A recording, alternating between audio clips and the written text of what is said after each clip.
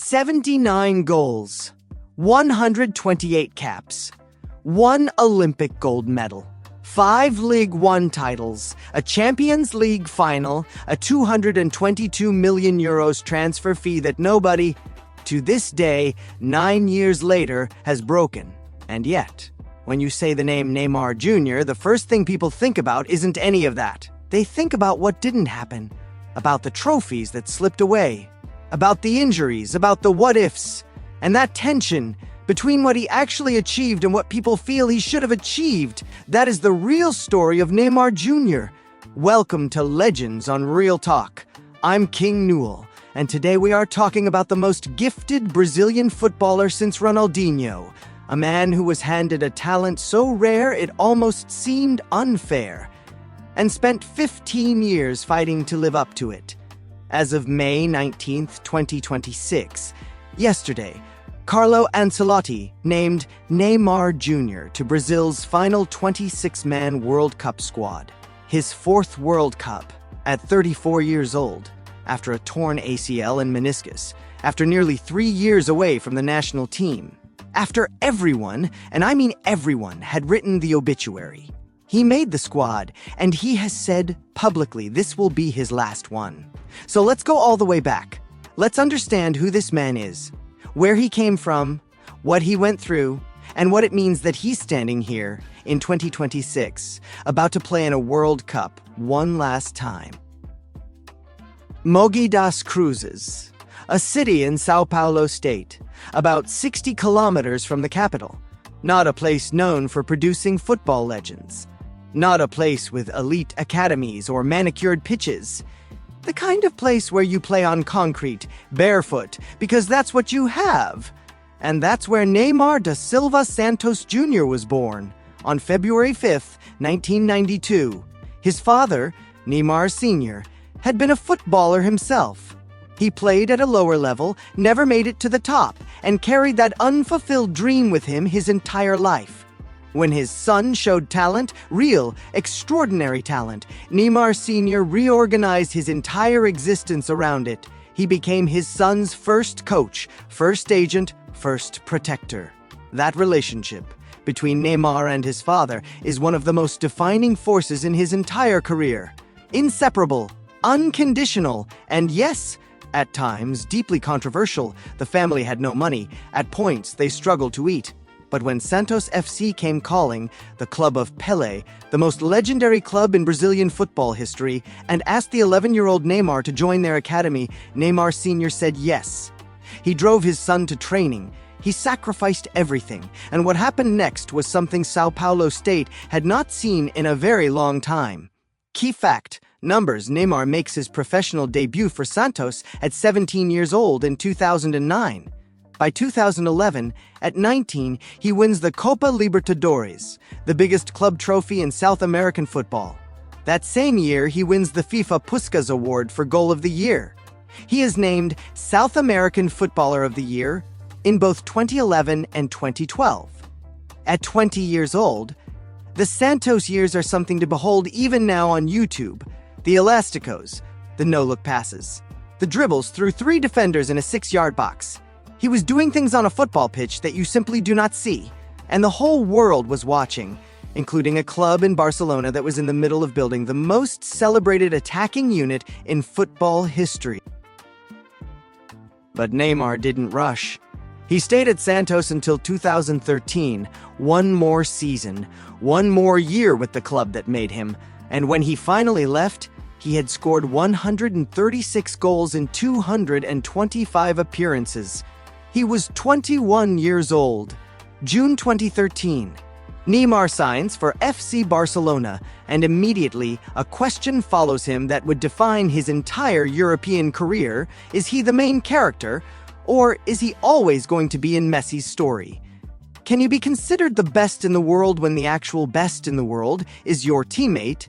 In the 2014-15 season, Barcelona put that question aside for one magical year. Messi, Suarez, and Neymar, the MSN, win the treble. La Liga, the Copa del Rey, the Champions League. The 3 of them score a combined 122 goals in all competitions that season. Neymar contributes 39. He's 23, he's a Champions League winner, and he's playing alongside the two best strikers on the planet.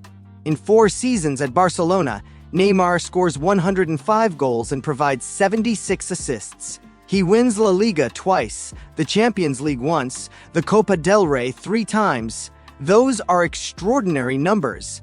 And yet, the narrative around him at Barcelona is always about the ceiling he can't reach, because Messi wins the Ballon d'Or, and Neymar finishes 3rd every year. In 2017, Neymar asks to leave, not because things are bad at Barcelona, because he wants to be the one. He wants a squad built around him. He wants to go somewhere where his name is at the top of the poster. Key fact: transfer, August 3rd, 2017. Paris Saint-Germain activate Neymar's release clause. 222 million euros, the largest transfer fee in the history of football. A record that still stands in May 2026, 9 years later. His annual salary at PSG, 45 million euros. He becomes the highest paid player in the world. The move is rational when you understand what drove it. He is 25 years old. He has already won almost everything possible at club level except the Champions League. And at Barcelona, in Messi's shadow, the Ballon d'Or is not realistically his. Paris offers him the chance to go out and win it on his own terms. That was the bet. And what happened next is complicated. Paris receives Neymar like a king. And in his first season, 2017-18, he is extraordinary. 28 goals and 16 assists in 30 appearances. The best individual season any PSG player had produced up to that point. Paris is electric. He is free. And then, February 2018, a broken metatarsal in his right foot. He misses 3 months. He comes back in time for the World Cup, barely. January 2019, another metatarsal fracture. Same foot, he misses 4 months. People start noticing a pattern. 2020, adductor. 2021, ankle ligament damage. 2022-23, another ankle sprain, this time with ligament damage against Lille, stretchered off. Each time he comes back. Each time it happens again. Key fact: in numbers, in 6 seasons at PSG, Neymar misses over 100 matches due to injury. 100 matches. That is more than 2 full seasons of football, lost to the treatment table. He still manages 118 goals in 173 appearances, which makes him PSG's 4th highest scorer of all time, behind Mbappé, Cavani, and Ibrahimovic. But the Champions League, which was the entire point of going to Paris, never comes. They reach the 2020 Champions League final against Bayern Munich. Neymar plays out of his skin, genuinely one of the best performances of his career in a final. Bayern win 1-0. He sits on the pitch after the final whistle and cries. That image is important because it tells you that he cared deeply, that the accusations of not caring, of not being hungry enough, they don't hold up against that image. Is the injury record a product of how he plays, or is there something else going on? Because the pattern is real, and it demands a real answer. Here is what the data actually says. Over 249 matches missed across his career due to injury. The most common injuries: ankles, feet, and hamstrings. Ankle injuries alone account for at least 10 separate incidents. The metatarsal fractures in 2018 and 2019 at PSG accounted for around 30 missed games on their own. Medical analysts have pointed to the physical demands of his style of play, the explosive short bursts, the sharp direction changes, the dribbling, as the primary driver. His body was asked to do extraordinary things repeatedly at an elite level. And bodies have limits. That is not an excuse. It is context. And context matters when you are trying to understand a career. You cannot separate Neymar from the World Cup. The World Cup is where his story hurts most, and where it is most human.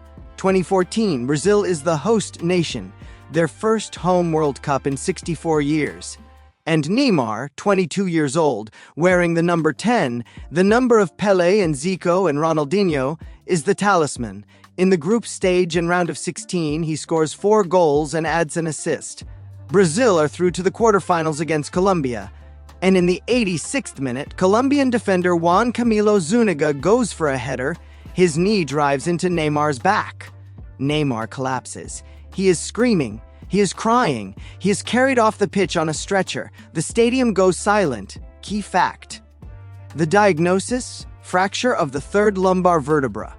Neymar said afterward, in tears, that the doctors told him if the blow had landed a few inches lower, he might have been paralyzed. Brazil go into the semi-final without him. Germany win 7-1. The mini Arazo, the most humiliating result in Brazilian football history, and Neymar watches it from a hospital bed. 2018. Russia.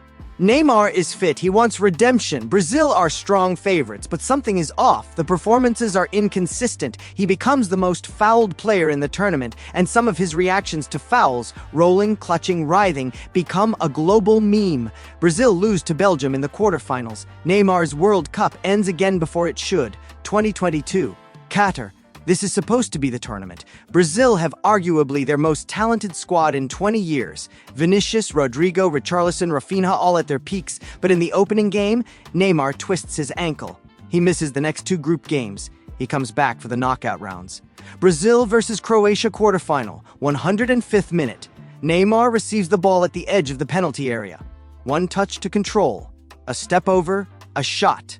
Goal. He ties Pelé's all-time record for Brazil's 77 international goals at a World Cup.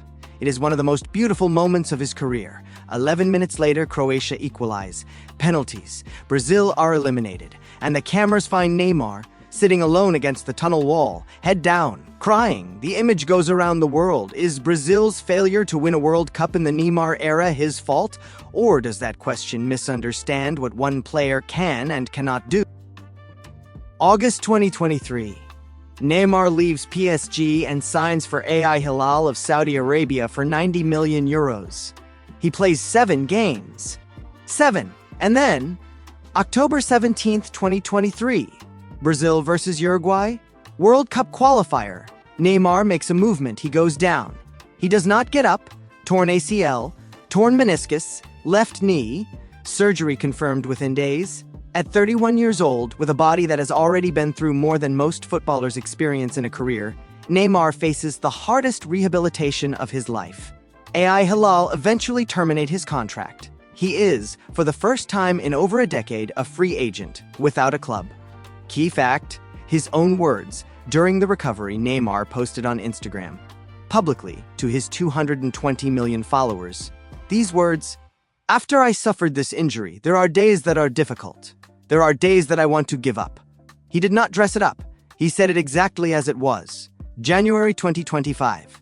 He returns to Santos, his boyhood club, the club of Pelé, on a free transfer. Santos had been through their own nightmare, having been relegated to Brazil's second division.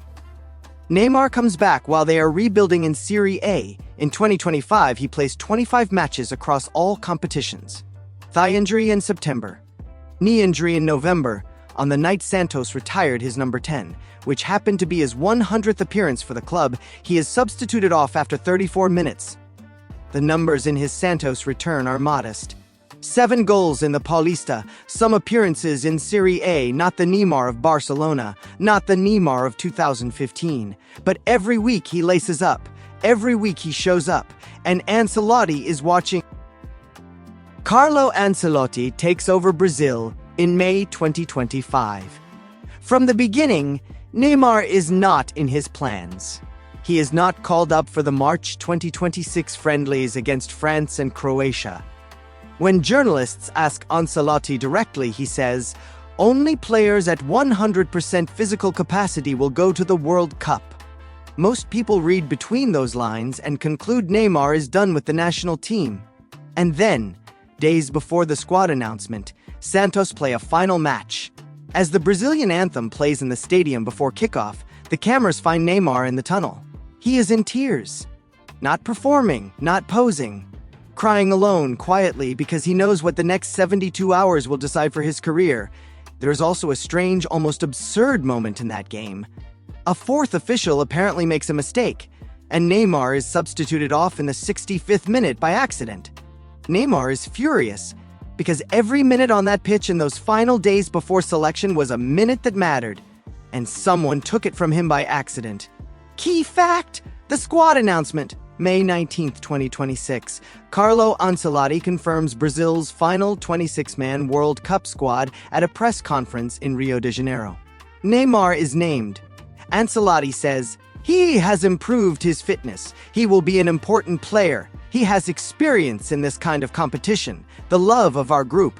We chose Neymar not because we think he'll be a good substitute." The fans inside the Museu do Amanhã erupt. On social media, within minutes, it is the biggest sports story on the planet. He had changed his Instagram bio earlier that day. He removed Santos and added, "Brazil." He knew before the announcement. And he wanted the world to know he knew. So here we are, the 2026 World Cup. United States, Canada, Mexico. 48 teams. The biggest edition in the history of the tournament. Brazil are among the favorites. Not because of nostalgia, but because of real talent. Vinicius Jr., Rafinha, Bruno Guimaraes, Endrick, who at 18 might already be the next great Brazilian forward. This squad is legitimate, and within that squad, at 34 years old, playing in his fourth and final World Cup, is Neymar Jr. not as the headliner, not as the man on the poster, but as someone Ancelotti believes can still contribute something that nobody else in that group can. A moment of creativity in a tight game, a free kick in a knockout round, a presence in the dressing room that comes from having lived through everything this tournament can throw at a person. What does Neymar Jr. leave behind, and does it match the weight of the talent he was given? Brazil haven't won the World Cup since 2002, 24 years. For Neymar, who has been the face of the Seleção since he was 18 years old, a World Cup title would close a chapter that has remained open his entire career. It would not erase the injuries, or the PSG years, or the quarterfinal eliminations. But it would be the fullest possible answer to every question that has followed him. I want to leave you with two things. First, the numbers, because they deserve to be said plainly. 79 international goals, 128 caps, Brazil's all-time leading scorer, a record he set by passing Pelé in a World Cup match at the moment when it mattered most. 200 goals in European football between Barcelona and PSG. A Copa Libertadores. An Olympic gold medal, the first in Brazil's history in Rio de Janeiro, in front of his own people. Those numbers belong to one of the greatest footballers of his generation. Full stop. And second, that Instagram post. "There are days that I want to give up." He wrote that at 31, after a torn ACL, alone in a recovery room. And then he didn't give up. He came back to Santos. He played through injuries that would have ended careers 10 years younger. He showed up every week, and when Carlo Ancelotti read his name out on May 19, 2026, Neymar Jr. was there, ready. That is the story of Neymar Jr., not the version where everything goes perfectly, the real one, where a 34-year-old man, carrying 15 years of expectations and injuries and heartbreak on his shoulders, boards a plane to one last World Cup and refuses to let anyone tell him his story is finished. This was Legends on Real Talk. I'm King Nuel. Share this if it hit you. Drop your thoughts in the comments. Does Brazil go all the way in 2026? Can Neymar still be the difference? I'll see you next episode.